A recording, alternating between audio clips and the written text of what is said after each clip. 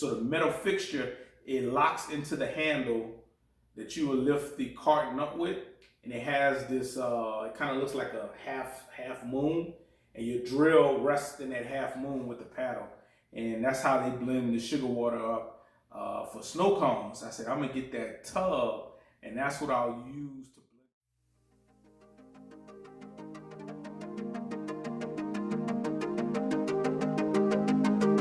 Hi guys, it's the Black Bonsai Guy, and I'm back here again today. Actually we'll be going into hive number 1, doing a general inspection. I'll be looking for signs that they are capping honey in the top box, and if they're capping the honey, that means our Nectar Flow has already started, probably maybe a week or 2 ago, and they were able to dehydrate it and they're capping. If they're doing that, then I'll open up the entrance reducer, and I'll leave it. Right now it's currently in the 2 or 3B position. I'll open it up to the next biggest position. It's currently April 3rd, and by April 15th, I'm gonna take it off completely. Just wanted to kind of ease them up into the next progression, make sure that they can guard the front. So without further ado, let's get into it.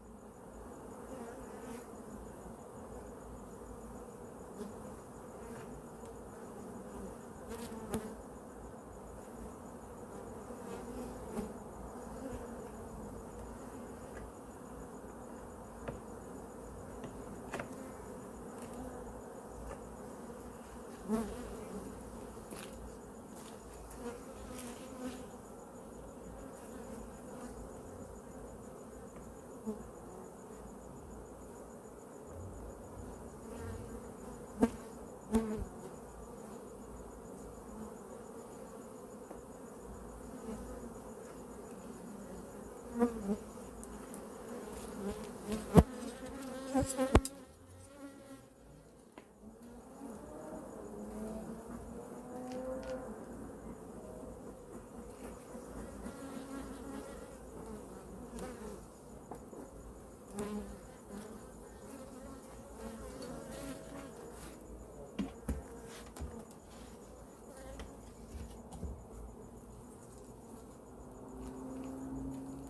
right, guys, I'm back.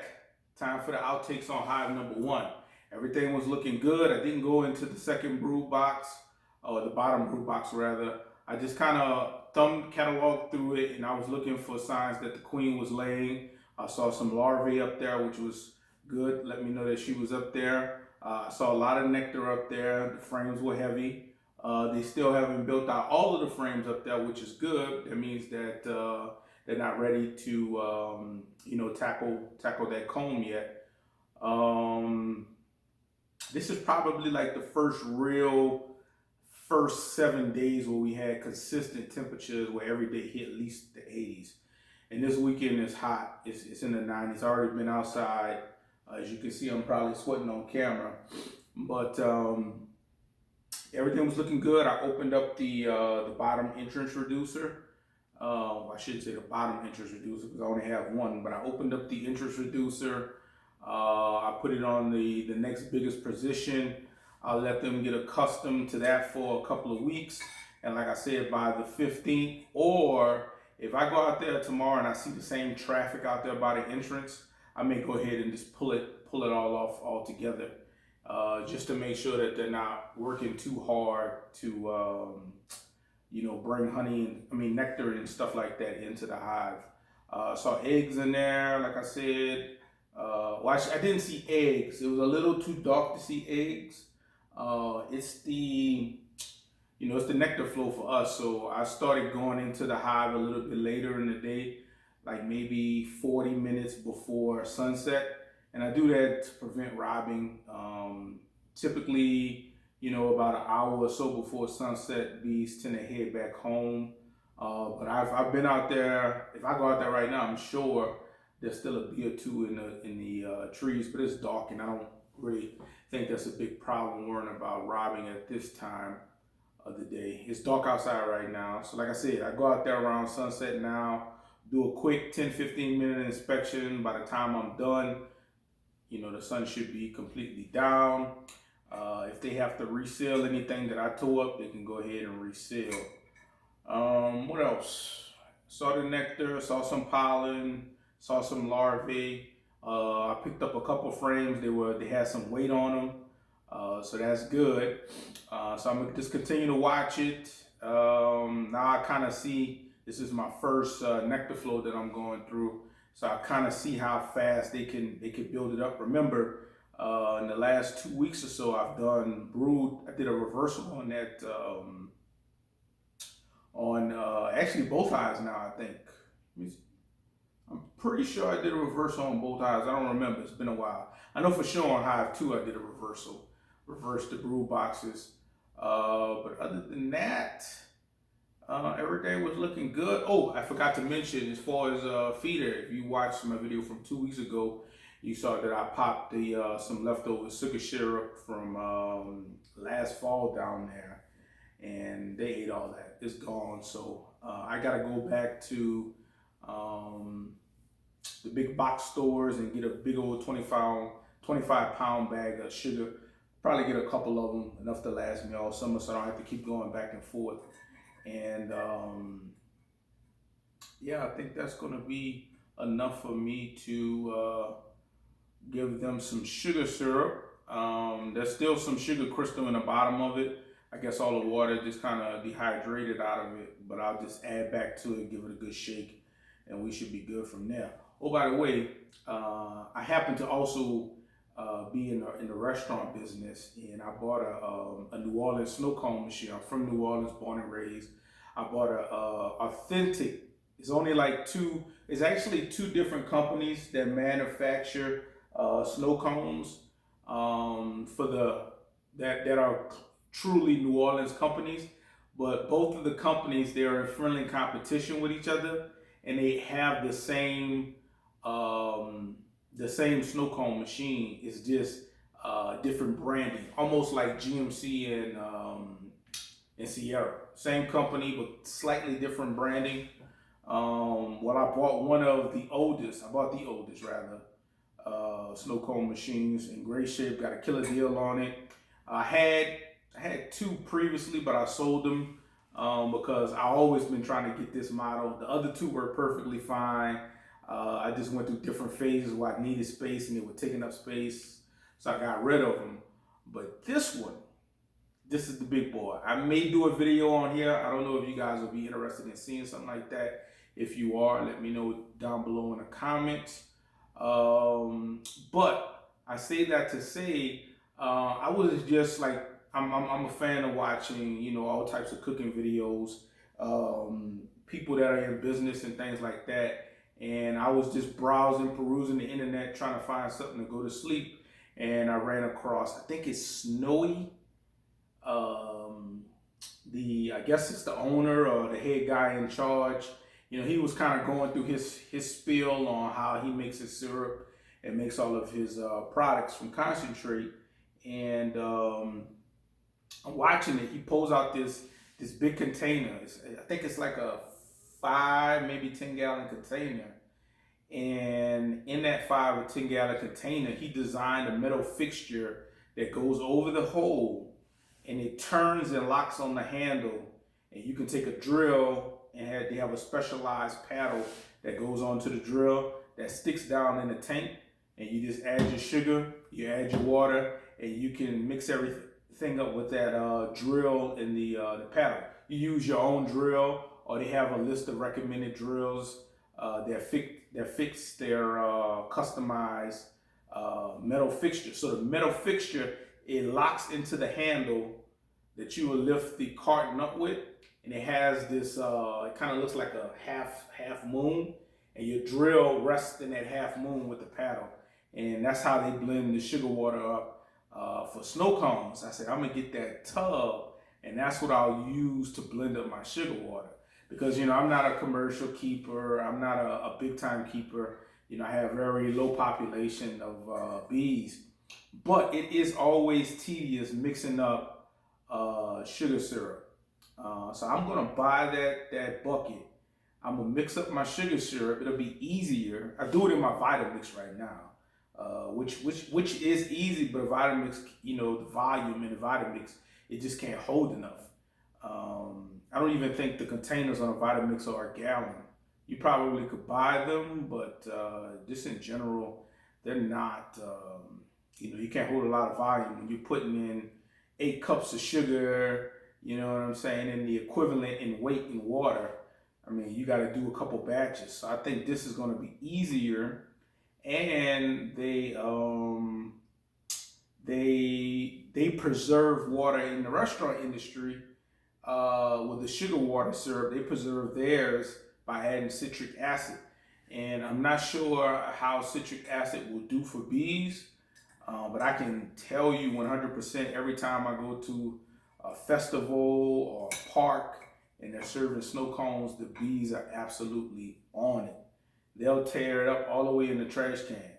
Doesn't mean it's good for them, but I'll look that up. If I can get that big container and I can preserve it, and have, you know, 5 or 10 gallons of the mixture always available, then when I go through my dearth, life would be a ball. It'll be a ball. I might get 2 of them. Have one for the 1-to-1 and have one for the 2-to-1. And just kind of lay them on my deep freezer or keep them outside in the garage. You know, I don't know. That'll make life easy. So it has the big wide nozzle. The opening to add your sugar and everything is probably about this wide. He had a funnel that he, you know, was funneling everything in there.